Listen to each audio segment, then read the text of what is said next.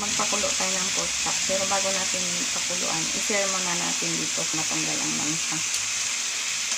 Mas tanggal kasi ang langsa pag naka-evaporate yung karne.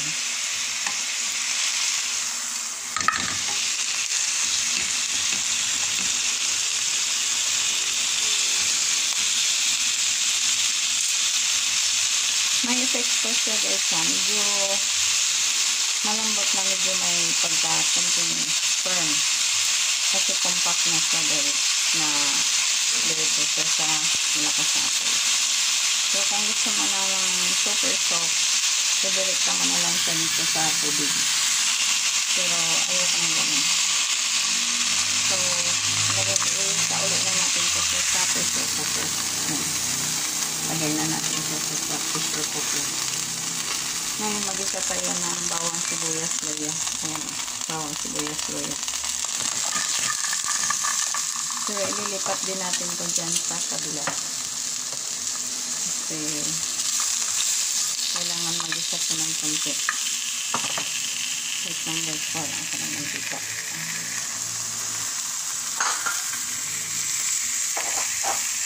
Pasensya na sa abala. Kala ko kasi maraming mantika lalabas doon sa pot.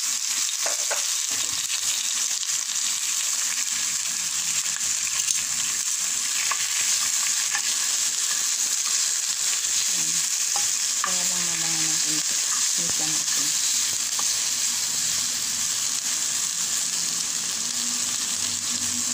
Kung nandisa kayo dito sa teflon, huwag niyong gamitan lagi ng ganito guys. Kasi nasusugatan. Pero ano lang, papyaw lang ang paghalo dyan. Huwag niyong sugatan kasi once nasugatan ng teflon, wala na yun. So, ililipat na natin ito dito sa kabila guys. Para sa na pork chop na pang 1 person lang. So, ang timpla nito guys ay asin, paminta, at saka magic star. Wait lang guys. Asin siya na talaga. Wala ako sa ayos. So, lagyan na natin ng asin. Nasa cabinet yung aking fine salt. So, palitan na lang natin ng rock salt. Ayan, konti lang. Tapos lagyan natin ng konting magic star. Tapos konting pamintang durog.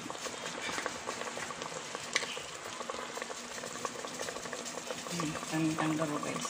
Sorry sa ilaw. Sobrang light.